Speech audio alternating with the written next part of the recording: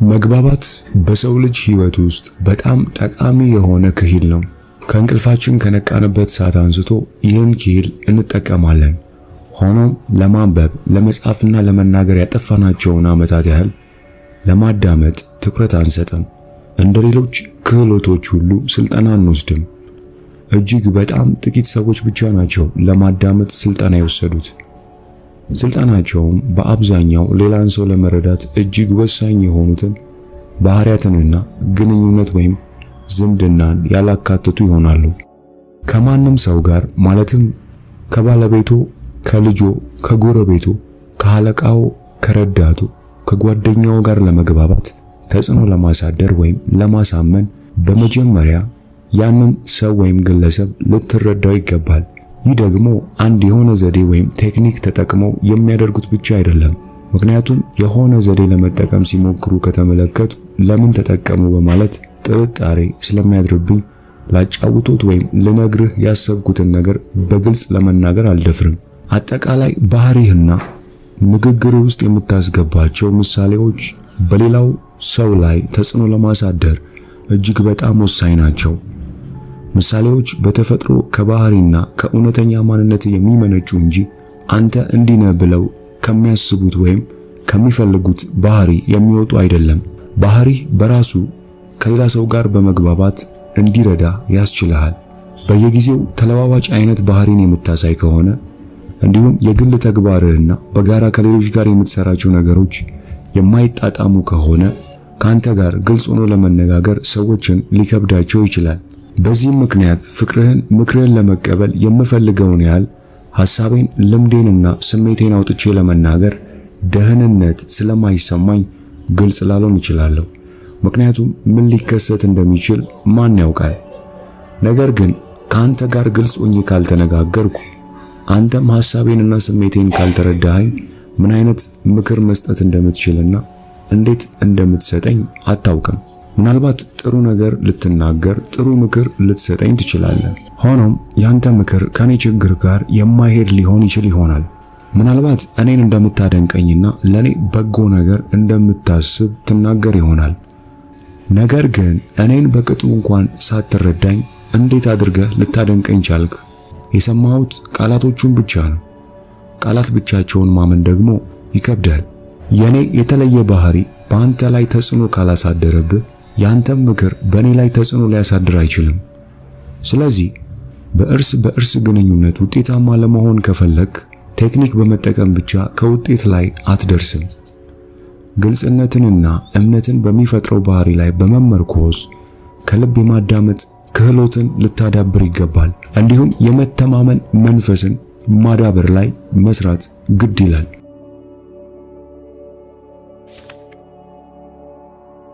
በትኩረት ማዳመጥ። መጀመሪያ ሌላውን ሰው ለመረዳት ሞክር። ይህ አባባል በጣም ትልቅ አባባል ነው። ሁላችንም አብዛኛውን ጊዜ የምንቸኩለው ሌሎችን ለመረዳት ሳይሆን ሌሎች እንዲረዱን ለማድረግ ነው። ብዙ ሰዎችም የሚያዳምጡት መልስ ለመስጠት እንጂ ግለሰቡን ከልብ ለመረዳት አይደለም። ሌላው ሰው ሲያወራ እነርሱም ይናገራሉ ወይም ለመናገር ይዘጋጃሉ። የሚያከናውኑትንም ነገር ሁሉ በግለ ታሪካቸው መነጽር ለመመልከት ይጥራሉ። ምን እንደሚሰማህ በትክክል ተረድቻለሁ። እኔም እንደዚህ አይነት ነገር ገጥሞኝ ነበር። ቆይ የኔን ተሞክሮ ላጫውትህ ይላሉ በደንብ ሳይረዱት።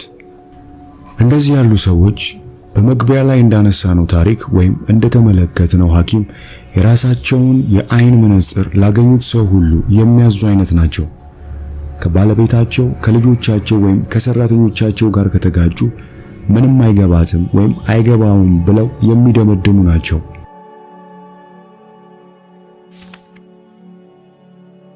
በአንድ ወቅት አንድ አባት ትንሽ ልጄን በፍጹም ልረዳው አልቻልኩም፣ የምለውን ምንም አይሰማኝም በማለት መፍትሄ ይኖረኝ ዘንድ ጠየቁኝ። አሁን የተናገሩትን በሌላ አገላለጽ ላስቀምጠው አልኳቸው። ልጆ ስለማይሰማውት ሊረዱት አልቻሉም አልኳቸው። ልክ ነህ በማለት መለሱልኝ። እኔ እንደሚመስለኝ ሌላውን ሰው ለመረዳት ከመፈለጉ መጀመሪያ ከልብ ሊያዳምጡት ይገባል አልኳቸው። አሉ ሐሳቤን ተቀብለው። ከዛም ጸጥታ ሰፈነ። ነገር ግን ልረዳው አልችልም። እሱ ያለፈበት መንገድ እኮ እኔም በልጅነት ያለፍኩበት ነው። እንደሚመስለኝ ልረዳው ያልቻልኩት ነገር ለምን ሊያዳምጠኝ እንዳልፈለገ ነው። እኛ አባት በልጃቸው ጭንቅላት ውስጥ ስላለው ነገር መረጃ የላቸውም። በራሳቸው ጭንቅላት የልጁን አስተሳሰብ ለማየት እየሞከሩ ነው። የአብዛኞቻችን ችግርም ከዚህ ጋር ተመሳሳይ ነው። በራሳችን ስህተት አልባና ግለ ታሪክ ወይም ተሞክሮ የተሞላነን። የምንፈልገው ሌሎች እንዲረዱን ብቻ ነው። በንግግር ወቅት ዝም ብለን እናስባለን እንጂ ከፊታችን በተቀመጠው ግለሰብ ጭንቅላት ውስጥ የሚመላለሰውን ሐሳብ ከልባችን ለመረዳት ጥረት አናደርግም። ሌላ ሰው በሚያወራበት ወቅት የምናዳምጠው ከሚከተለው በአንዱ ሁኔታ ነው። የመጀመሪያው ንግግሩን ችላ ብለን ስለራሳችን ጉዳይ እናስብ ይሆናል። ሁለተኛም የተለያዩ ምልክቶችን በማሳየት ለምሳሌ ጭንቅላታችንን በመነቅነቅና የተለያዩ ነገሮችን በመናገር የምናዳምጥ መሆናችንን ለማስመሰል ጥረት እናደርግ ይሆናል። ሶስተኛው ንግግሩን እየመረጥን ለማዳመጥ እንሞክር ይሆናል። ብዙ ጊዜ የሕፃናትን ንግግር ስናዳምጥ ይህንን እናደርጋለን። አራተኛው ደግሞ ትኩረታችንን ሁሉ ከተናጋሪው አፍ በሚወጡ ቃላት ላይ ብቻ ሲሆን ነው። ነገር ግን እጅግ በጣም ጥቂት ሰዎች አምስተኛውንና የማዳመጥ ከፍተኛ ደረጃ የሆነውን በትኩረት የማዳመጥ ዘዴን ይጠቀማሉ። በትኩረት ማዳመጥ ስል ሌላ ሰው ሲያወራ ንግግሩን እየተከተሉ ለራስ በመድገም ለማዳመጥ እንደምንሞክረው ቴክኒክ ማለት አይደለም። ይህን ቴክኒክ የመጠቀሙ ዘዴ በክህሎት ላይ ብቻ የተመሰረተ ከባህሪና ከእርስ በእርስ ግንኙነት የወጣና ተናጋሪውን ሊያናድድ የሚችል ነው። በተጨማሪም በዚህ ቴክኒክ ግለ ታሪካችንን ወይም ተሞክሯችንን በአድማጫችን ላይ በቀጥታ ባናንጸባርቅም የምናዳምጥበት ዓላማ ግን ከዚህ ጋር የተያያዘና መልስ ለመስጠት የታሰበ ይሆናል። በትኩረት ማዳመጥ ስል ሌላውን ለመረዳት ከልብ ማዳመጥ ማለት ነው። ይህ ማለት በመጀመሪያ ተናጋሪውን ለመረዳት የተቻለንን ሁሉ ጥረት ማድረግ ማለት ነው።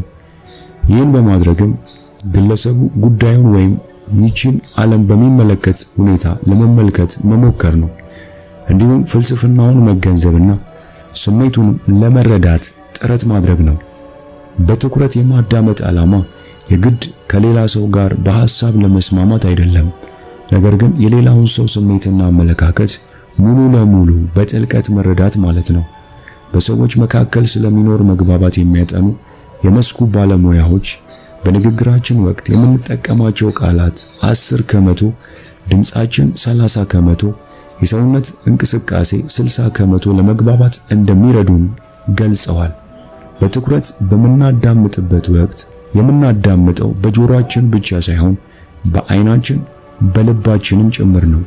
የተናጋሪውን ስሜት፣ ባህሪ ወዘተ እናዳምጣለን። ለዚህም የአንጎላችንን ሁለቱንም ክፍሎች እንጠቀማለን።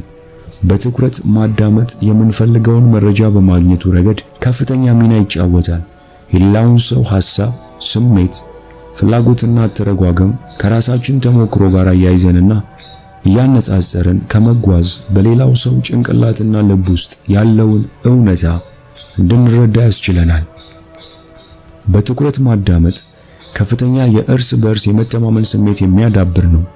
ለተናጋሪውም የስነ ልቦና ነፃነት ስለሚሰጠው የተወሰነ ደረጃ ከችግሩ እንዲላቀቅ ይረዳዋል።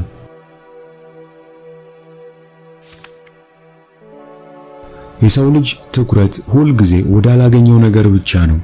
የሰው ልጅ የመኖር ጥያቄው ከተመለሰ በኋላ ቀጣዩ ፍላጎቱ የስነ ልቦና ጥያቄው መሟላቱ ነው። ይህም ማለት ሌሎች እንዲረዱት፣ ቦታ እንዲሰጡት፣ እንዲያደንቁት ወዘተ ይፈልጋል ማለት ነው። በዚህም ምክንያት አንድ ሰው ስለ አንድ የሆነ ጉዳይ በሚያወራልህ ጊዜ ትኩረት ሰጥተህ የምታዳምጥ መሆኑን ከተረዳ ለግለሰቡ የስነ ልቦና አየር ሰጠኸው ማለት ነው። መጀመሪያ ይሄ ፍላጎቱ ከተሟላ በኋላ ነው ችግሩን በማቃለል ልትረዳው የምትችለው። ይሄ የስነ ልቦና አየር ፍለጋ በህይወታችን ባሉ የተለያዩ ግንኙነቶች ላይ ተጽዕኖ አለው።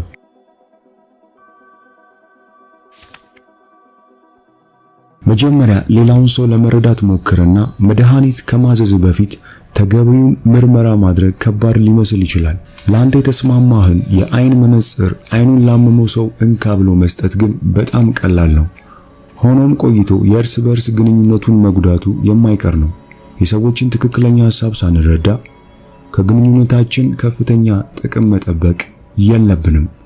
በሌላ በኩል አንድ ሰው በትኩረት ማዳመጥ በተቃራኒው አደጋም ሊኖረው ይችላል። ምክንያቱም ሌላ ሰው ግልጽ እንዲሆንና እንድትረዳው ከፈለግ አንተም ግልጽ ሆነ ሁሉን ነገር በግልጽ መንገር ስለሚኖርብህ ነው።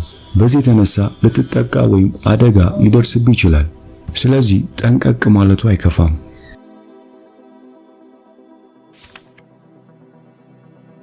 የዛሬው የመጽሐፍ ቅምሻችንን ይመስል ነበር። ከዛሬው የመጽሐፍ ቅምሻ የትኛው ሐሳብ ተመቻችሁ? ኮሜንት ላይ ጻፉልኝ። ሁሌ እንደምለው አዲስን ነገር መስማትና መናገር እንልመድ። ይህንን መጽሐፍ ሙሉን በአማርኛ የምትፈልጉ ብቻ ደግሞ ከታች ባለው የቴሌግራም ሊንክ አድራሻ ልትጽፉልን ትችላላችሁ።